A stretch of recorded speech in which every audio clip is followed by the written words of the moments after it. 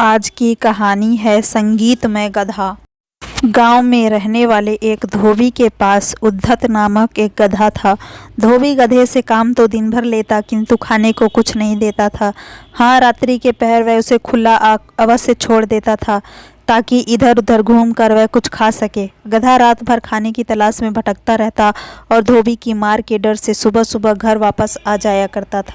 एक रात खाने के लिए भटकते भटकते गधे की भेंट एक सियार से हो गई। सियार ने गधे से पूछा, मित्र, इतनी रात गए कहाँ भटक रहे हो?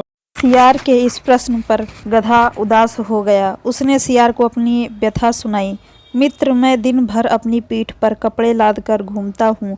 दिन भर की मेहनत के बाद भी धोबी मुझे खाने को कुछ नहीं देता, इसलिए मैं रात में खाने की तलाश में निकलता हूँ। आज मेरी किस्मत खराब है, मुझे खाने को कुछ भी नसीब नहीं हुआ। मैं इस जीवन से तंग आ चुका हूँ। गधे की व्यथा सुनकर सियार को तरस आ गया। वह उसे सब्जियों के एक खेत में ले गया। ढेर सारी सब्जियां देखकर गधा बहुत खुश हुआ। उसने वहां पेट भर सब्जियां खाईं और सियार को धन्यवाद देकर वापस धोबी के पास आ गया। उस दिन के बाद से गधा और सियार रात में सब्जियों के उस खेत में मिलने लगे। गधा छक्कर, ककड़ी, गोभी, मूली, सलगम जैसी कुछ सब्जियों का स्वाद लेता। धीरे धीरे उसका शरीर भरने लगा और वह मोटा ताजा हो गया। अब वह अपना दुख भूलकर मजे में रहने लगा। एक रात पेट भर सब्जियां खाने के बाद गधे मदमस्त हो गया।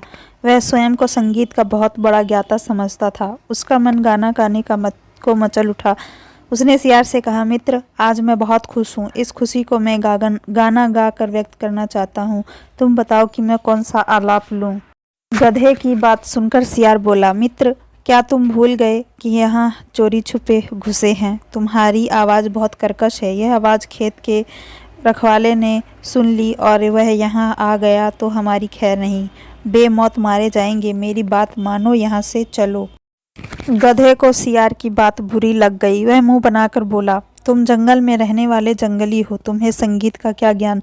मैं संगीत के सातों सुरों का ज्ञाता हूँ। तुम अज्ञानी मेरी आवाज़ को कर्कश कैसे कह सकते हो? मैं अभी सिद्ध करता हूँ कि मेरी आवाज़ बहुत मधुर है। सियार समझ गया कि गधे को समझाना असंभव है। वह बोला, मुझे क्षमा कर दो मित्र, मैं तुम्हारे संगीत के ज्ञान को समझ नहीं पाया। तुम यहाँ गाना गाओ, मैं बाहर खड़ा होकर रखवाली करता हूँ। खतरा भांपकर मैं तुम्हें आगाह कर दूंगा। इतना कहकर सियार बाहर जाकर एक पेड़ के पीछे छुप गया। गधा खेत के बीचों बीच खड़ा होकर अपनी कर्कश आवाज़ में रेंकने लगा।